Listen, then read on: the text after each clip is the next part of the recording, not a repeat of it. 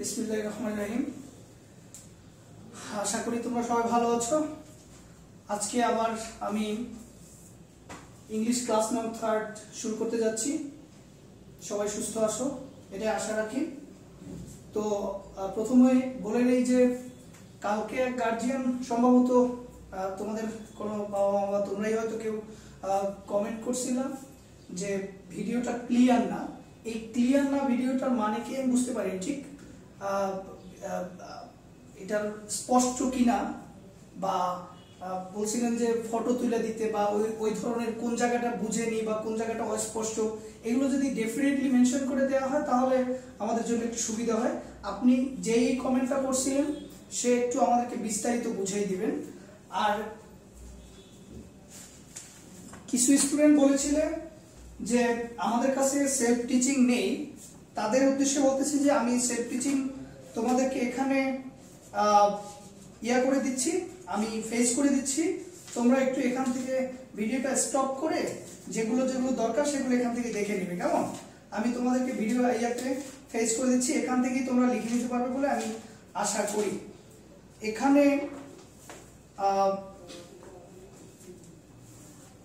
এই যে তোমরা একটু ভালোভাবে দেখে নিবা, আশা করি যে স্পষ্ট হয়ে যাবে। আজকে পড়া আছে হ্যাঁ, এই দুটো পেজ হলে হবে।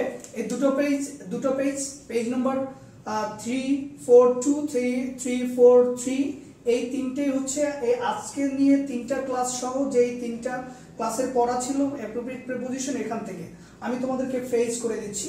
যদি তোমাদের বুঝতে অথবা দেখতে অসুবিধা হয় তাহলে কিভাবে অসুবিধা হচ্ছে একটু ডিটেলস আমাদেরকে ফেসবুকে অথবা তোমাদের ইউটিউবে আমাকে একটু জানাবার চেষ্টা করবা, কেমন? আশা করি তোমরা এখান থেকে পেয়ে যাবে। আর আজকের ডায়েরি হচ্ছে এখানে অ্যাজ ইউজুয়াল লিসন 15, এরপরে অ্যাজ ইউজুয়াল যে সকল টপিকগুলো তোমাদের থাকে সেগুলো। আর ট্রান্সফরমেশন হচ্ছে অ্যাসার্টিভ টু ইন্টারোগেটিভ।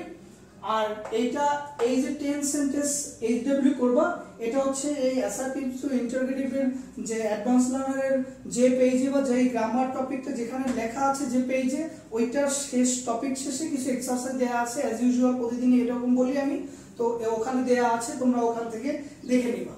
আর অ্যাপ্রোপ্রিয়েট প্রিপোজিশনটা আজকে গতকাল ছিল নাউন ফলোড বাই প্রিপোজিশন, গত দুটো ক্লাস এটাই ছিল।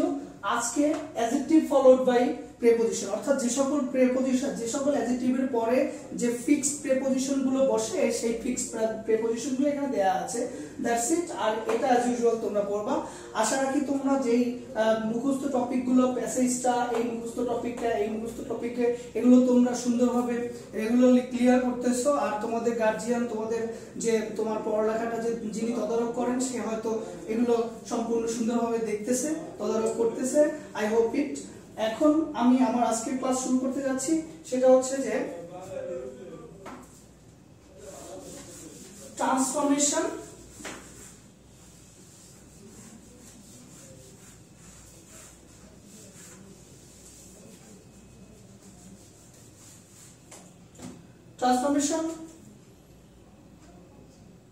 Transformation assertive two interrogative. তার আগে তোমাদেরকে জানতে হবে, অবশ্যই তোমাদেরকে এই লেকচারটা দেয়া হয়েছে, এই গ্রামার টপিকটা আমরা তোমাকে পড়াইছি, সেটা হচ্ছে সেন্টেন্স কাকে বলে, সেন্টেন্স কত প্রকার, কি কি।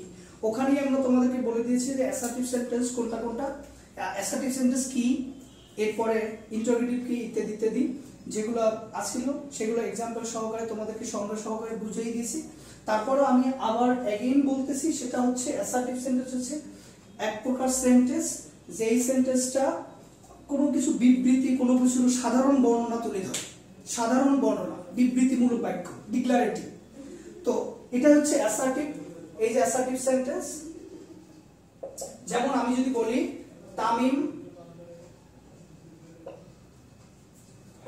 is a good player বা great player,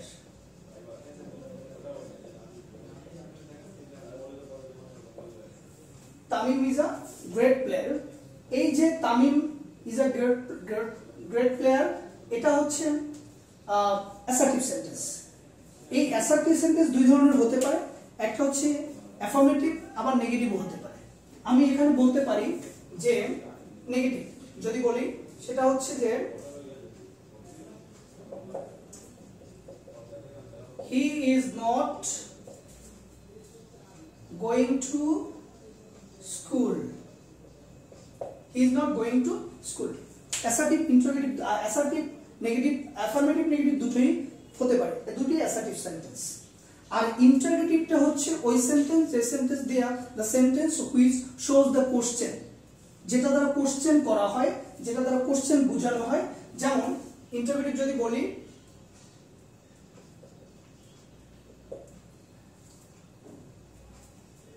isn't Tamim a great player?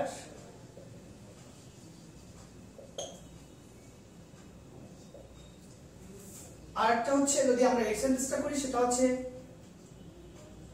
is he going to school? Is he going to school? এখানে তোমরা দেখতে পাবে যে এই সেন্টেন্সটা সরাসরি ইন্টারোগেটিভ হচ্ছে এটা, আর এটা ইন্টারোগেটিভ হচ্ছে এটা। এখন আমি তোমাদেরকে বলতে চাচ্ছি যে এই সেন্টেন্সটার মধ্যে আর এই সেন্টেন্সটার মধ্যে পার্থক্যটা কি, অর্থাৎ এটা আমি ইন্টারোগেটিভটা কিভাবে করলাম। এইটার মধ্যে এটার মধ্যে পার্থক্য হচ্ছে এটার মিনিংটা সেম, কিন্তু এটার ফিগারেটিভ একটা চেঞ্জ আসছে, একটা ফিজিক্যাল একটা পরিবর্তন আসছে। সেটা হচ্ছে যে এই ইজটা আগে চলে আসছে। তোমরা অ্যাজ ইউজুয়াল জানো যে ইন্টারোগেটিভ করতে হলে আগে অক্সিলারি ভার্বটা নিয়ে আসতে হয়, আর এটা শেষে ফুল স্টপ ছিল, এই ফুল স্টপটা ইন্টারোগেটিভে পরিণত হয়েছে। অ্যাজ ইউজুয়াল এটা হচ্ছে ইন্টারোগেটিভ সেন্টেন্স, সেজন্য দুটো পরিবর্তন। আর একটা পরিবর্তন হচ্ছে এখানে একটা নট চলে আসছে, এখানে কোনো নট ছিল না। এটাই হচ্ছে ট্রান্সফরমেশন। তোমাদেরকে বলতে চাচ্ছি যে এটাই হচ্ছে ট্রান্সফরমেশন, কারণ আমি যদি এখানে নটটা না দিতাম তাহলে অর্থটা সম্পূর্ণ রিভার্স হয়ে যেত। এখন অর্থটা ঠিক আছে, আমাদের পরিবর্তনটাও ঠিক আছে। পরের সেন্টেন্সে দেখি, এই সেন্টেন্সটা he is not going to school, এটা হচ্ছে is he going to school. এখানে আমরা যেটা দেখতে পাই সেটা হচ্ছে ওই অ্যাজ ইউজুয়াল যেটা হয়েছে, অক্সিলারি ভার্বটা আগে চলে আসছে, কোশ্চেন হয়েছে লাস্টে। যেটা মিসিং সেটা হচ্ছে এই নটটা এখানে নেই, অর্থাৎ অক্সিলারি ভার্বের পরে একটা নট ছিল, সেই নটটা এখানে নেই। কেন নেই? কারণ হচ্ছে এই নটটা যদি এখানে থাকে তাহলে এটা ট্রান্সফরমেশন হবে না, এটা হয়ে যাবে কনভার্সন। আমরা কনভার্সন করতেছি না, আমরা ট্রান্সফরমেশন করতেছি, সেজন্য এখানে নটটা উঠে যাবে। অর্থাৎ নটটা উঠে যাওয়াতে এইটার অর্থটা সম্পূর্ণ বজায় আছে, অর্থাৎ এটা দ্বারা একই জিনিস বোঝায়। এটার ফিগারেটিভ পরিবর্তন ছাড়া, এটার শারীরিকগত একটা পরিবর্তন আছে, কিন্তু মিনিংগত কোনো পরিবর্তন নেই, সেটাই এখানে বোঝানো হয়েছে। তাহলে আমরা এটা থেকে দুটো জিনিস বুঝলাম, একটা হচ্ছে যে কোশ্চেন করতে হলে আমরা যদি if we want to make a question from a assertive sentence, তাহলে আমাদেরকে প্রথমে এক নম্বরে যেটা খেয়াল করতে হবে, অক্সিলারি ভার্বকে আগে নিয়ে আসতে হবে। এক নম্বরে অক্সিলারি ভার্বকে আগে নিয়ে আসতে হবে, অক্সিলারি ভার্বকে সেন্টেন্স এর শুরুতে বসাতে হবে,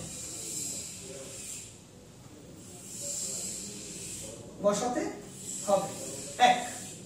দুই নম্বর হচ্ছে গিভেন সেন্টেন্স, আই মিন প্রদত্ত সেন্টেন্সটা, যেই সেন্টেন্সটা তোমার ওখানে দেয়া থাকবে, সেই সেন্টেন্সটা যদি অ্যাফার্মেটিভ হয়ে থাকে তাহলে ওটাকে নেগেটিভ করতে হবে। অর্থাৎ ওটা যদি নট না থাকে তাহলে তোমাকে একটা নট অ্যাড করে দিতে হবে, আর যদি নট অলরেডি থাকে তাহলে নটটাকে এক্সক্লুড করে দিতে হবে, অর্থাৎ বাদ দিয়ে দিতে হবে। তাহলে আমরা বলতে পারি যে নট থাকলে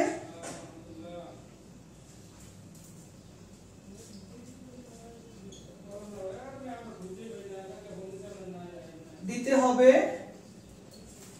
আর নট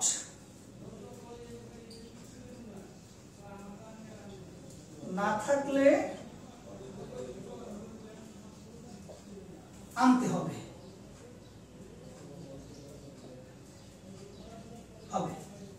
তাহলে আমরা খেয়াল করব যে এখানে নট আছে, এখানে নট ছিল তাই জন্য এখানে নট নেই এখন, আর এখানে নট ছিল না তাই জন্য এখানে নট নিয়ে আসতে হয়েছে। এটা আমাদের মিনিংটা ঠিক রাখার জন্য। এই গেল এটা। এখন কোশ্চেন আসতে পারে যে এই সেন্টেন্স দুটোর মধ্যে অক্সিলারি ভার্ব অলরেডি দেয়া ছিল। আমি প্রথমে বলেছি যে অক্সিলারি ভার্বকে প্রথমে সেন্টেন্সের শুরুতে নিয়ে আসতে হবে। এখন you may have a question, তোমাদের প্রশ্ন থাকতে পারে যে যদি ওই সেন্টেন্সটা অক্সিলারি ভার্ব না থাকে তাহলে আমরা কি নিয়ে আসব। যদি ওই সেন্টেন্সটায় অক্সিলারি ভার্ব না থাকে তাহলে আমরা কি নিয়ে আসব। যেমন আমি যদি এখানে লিখি যে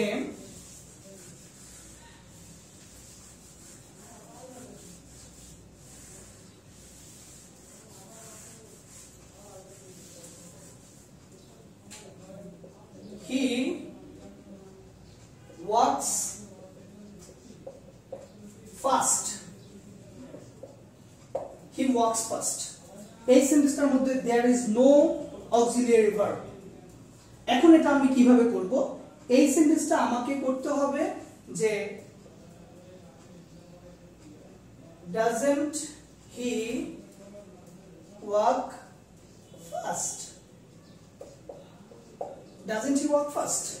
তার মানে হচ্ছে আমি এখানে যে পরিবর্তনগুলো দেখতে পাচ্ছি সেটা হচ্ছে ডাজটা এখানে ছিল না, ডাজটা আমি এনেছি, নটটা এখানে ছিল না, নটটা এনেছি, আর অক্সিলারি আর এখানে যেটা এক্সক্লামেশন সরি ইন্টিগ্রেশন সাইনটা আমাদের আনতে হয়েছে কারণ এটা ইন্টিগ্রেটেড সেন্টেন্স সেজন্য। তাহলে এই দুটো আমরা আমাদের এখানে অস্তিত্ব ছিল না, আমাদের আনতে হয়েছে। এখন এটা কিভাবে আনলাম, ডাজটা আসলে কি কারণে, কারণ এখানে কোনো অক্সিলারি ভার্ব নেই, এখানে কোনো অক্সিলারি ভার্ব নেই তাই জন্য এখানে ডাজ আসছে। কারণ ইন্টারগ্রেটিভ করতে হলে ইউ তোমাকে অবশ্যই একটা অক্সিলারি ভার্ব দিয়ে করতে হবে। তো তখন যখন তোমার অক্সিলারি ভার্ব দিয়ে করতে হবে আর একটা সেন্টেন্স অক্সিলারি ভার্ব নেই, সেক্ষেত্রে তোমাকে do, did, does, do, does, did এই ধরনের তিনটা অক্সিলারি ভার্ব নিয়ে আসতে হবে। আর নটটা অ্যাজ ইউজুয়াল আমি প্রিভিয়াস রুলে বলেছি যে যদি সেন্টেন্সটা অ্যাফার্মেটিভ থাকে তাহলে তোমাকে এটা নেগেটিভ করতে হবে। আই মিন প্রথম সেন্টেন্সটা যদি নট না থাকে তাহলে তোমাকে অবশ্যই নট অ্যাড করতে হবে। তাহলে আমরা আরেকটা সেন্টেন্স দেখি যে হি ওয়াকড, যদি বলি হি ওয়াকড ফাস্ট, এটা হবে হি সরি ডিডন্ট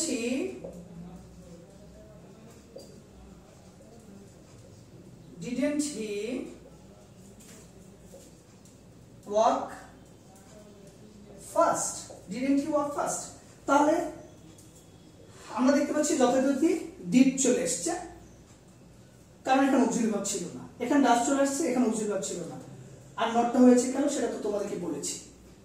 এখন পার্থক্য হচ্ছে এই সেন্টেন্সটা ডাজ আসলো, এই সেন্টেন্সটা ডিড আসলো কেন, কারণ হচ্ছে এটা হচ্ছে এটা হচ্ছে ইনডেফিনিট সেন্টেন্স, একটা ইনডিফিনিট টেন্স, অর্থাৎ এখানে বেস ফর্ম ছিল সেজন্য ডাজ আসছে, সেটাও না। তারপরে সাবজেক্টটা ছিল থার্ড পারসন। শুধু এখানে যদি ইউ হতো বা আই হতো তাহলে কিন্তু শুধু ডু হতো, শুধু ডু, কারণ তখন আর সাবজেক্টটা থার্ড পারসন সিঙ্গুলার নাম্বার থাকতো না। যদি থার্ড পারসন সিঙ্গুলার নাম্বার হয় তাহলে ভার্বের প্রেজেন্ট ফর্মের সাথে এস বাই এস যোগ করতে হয়, ইউ নো দ্যাট। আর যখন এটাকে কোশ্চেন করতে হয় তখন এখানে ডাজ যোগ করতে হয়, ঠিক আছে। তারপরে অট,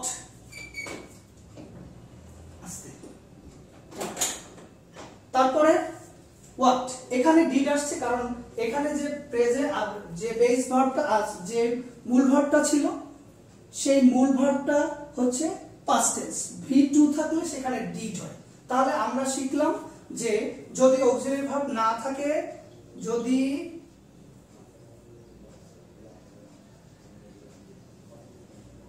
অক্সিলিয়ারি না থাকে তাহলে ডু, ডিড,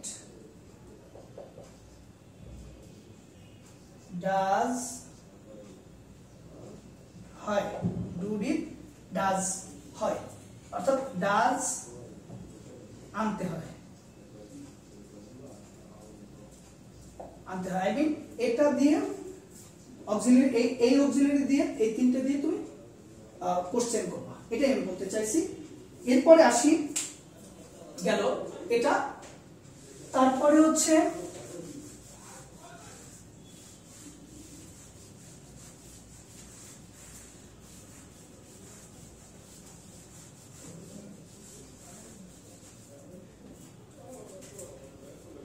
নেভার থাকলে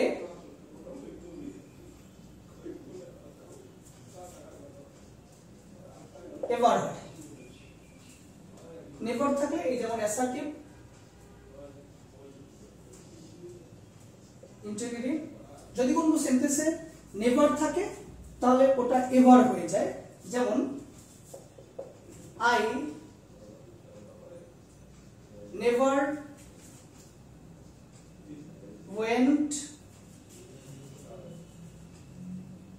I never go to Cox's Bazar, আমি কখনো কক্সের বাজার যাইনি। তাহলে আমরা ডিড দিব এখানে, went, তাহলে did I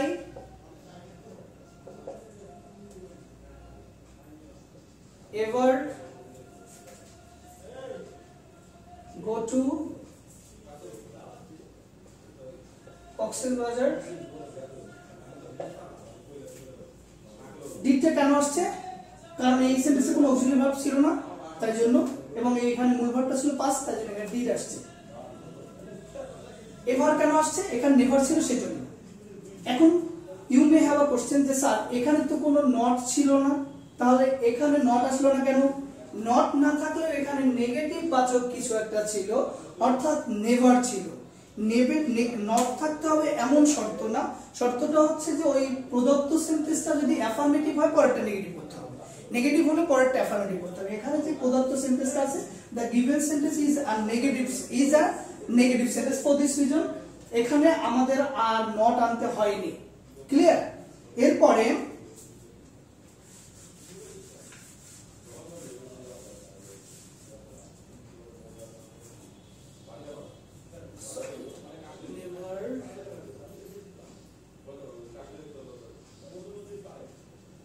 ever,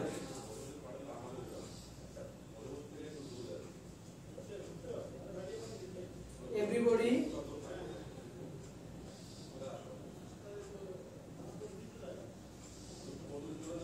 everyone,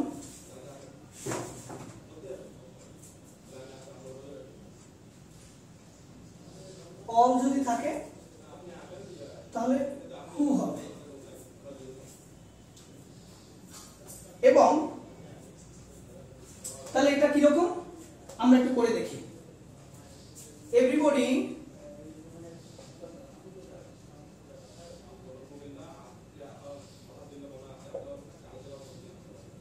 wishes to be happy, everybody wishes to be happy। আমাদের এখানে দেয়া আছে যে এটা হলো who does not হবে, sorry, who do, did, does plus not, does not। তাহলে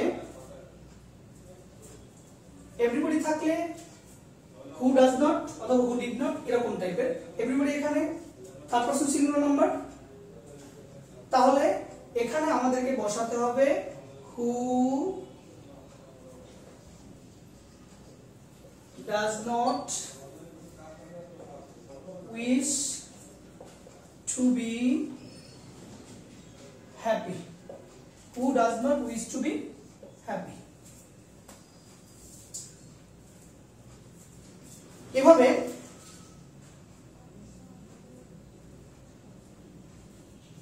Paul loves flower,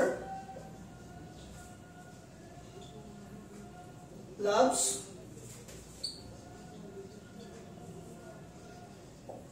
Paul loves flower।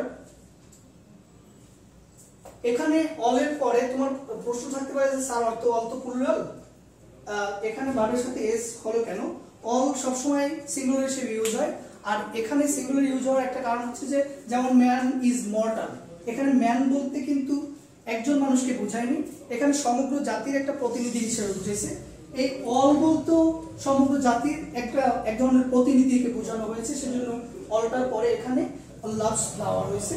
তাহলে আমরা এখানে সেন্টেন্সটা কি হবে তোমরা হয়তো অলরেডি বলে ফেলতে পারবে যে হু ডাজ নট, অল থাকলে হু ডাজ নট অথবা হু ডিড নট এরকম টাইপ কিছু হয়। তাহলে who does not love flower, who does not love flower. তারপরে আমি মুছে দিলাম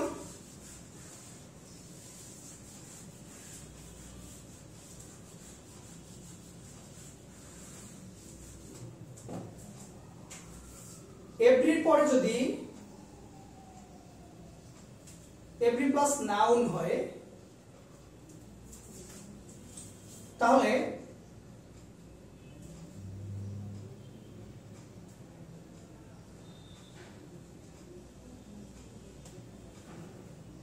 is there anyone হবে, is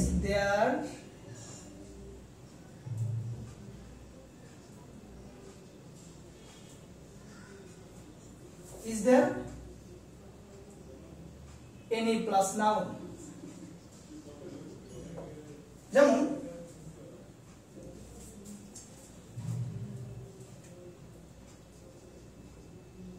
every student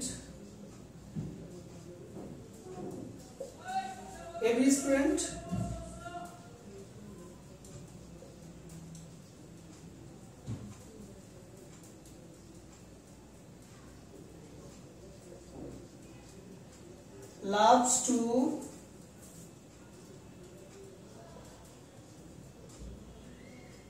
play cricket, play football.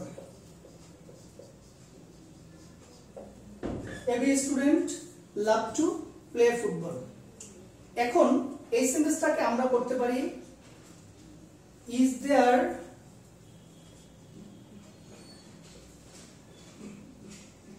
any student who does not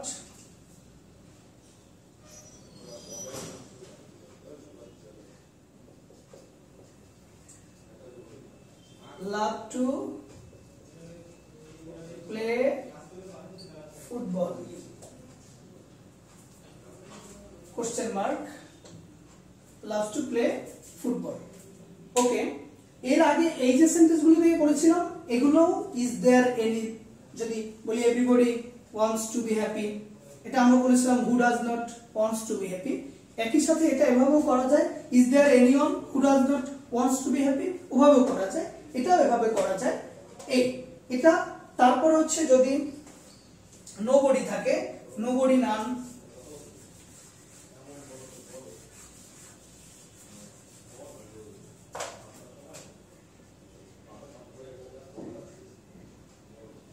nobody, no on, oblique none যদি থাকে তাহলে হু দিয়ে হবে। এখানে আরেকটু অ্যাড করার আছে, সেটা হচ্ছে যে প্লাস হু ডাজ নট,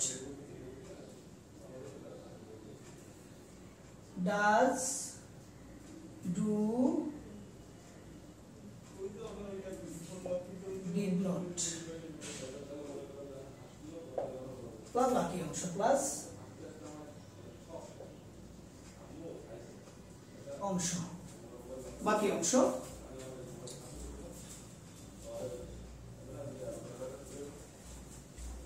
বাকি অংশ তারপরে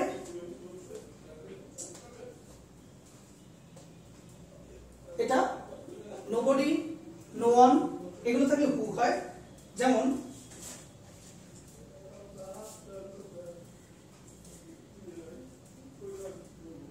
no one can do this, no one can do this। তাহলে who can do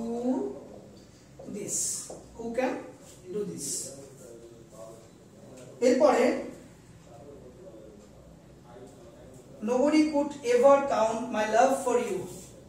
Nobody could ever count my love for you. তাহলে who could ever count my love for you. My love for you. এই গেল এটা। আশা করি তোমরা বুঝতে পেরেছো। নোয়ান থাকলে হু, এটা থাকলে হু, এখানে নেগেটিভ আছে তাই জন্য নট টট কিছু বসেনি, এখানেও নেগেটিভ আছে সেই জন্য এখানে নট টট কিছু বসেনি। এরপরে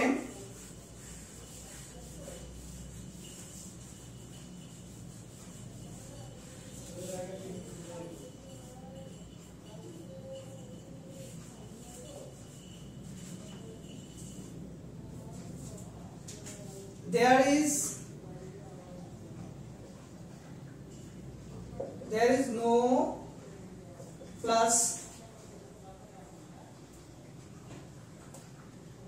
ব্যক্তি থাকলে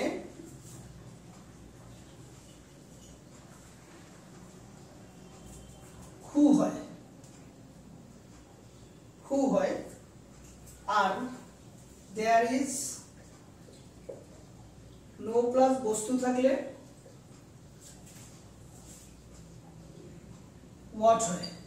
যেমন there is no use of this law, no use of this law। এটা তুমি করতে পারো what is the use of this law। এভাবে যদি there is no use of this class, there is no use of this book, ঠিক এইভাবে what is the use of this book, what is the use of this। তারপরে যদি বলি যে there is no one who can do this,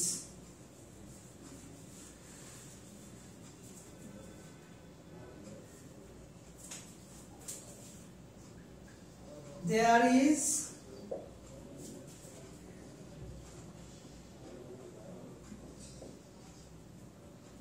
no one who can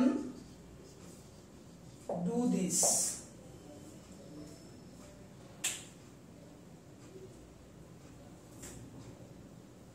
তাহলে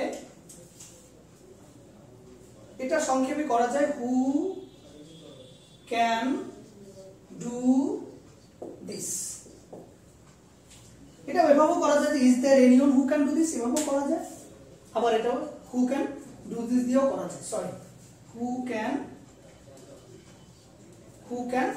do this। আশা করি তোমরা আরো কিছু সেন্টেন্স ছিল যেগুলো হয়তো করার দরকার ছিল, তোমরা আশা করি বুঝতে পেরেছো। যদি কিছু বুঝতে না পারো, যদি তোমার বুঝতে সমস্যা হয় তাহলে তুমি অবশ্যই আমাকে ইনফর্ম করবা, মানে আমার নাম্বার আছে, যদি কোনো সমস্যা, কোনো প্রকার সমস্যা আমার নাম্বার আছে। আশা করি আমার নাম্বারটা তোমরা পেয়েছো, লিখে দিচ্ছি। তারপরও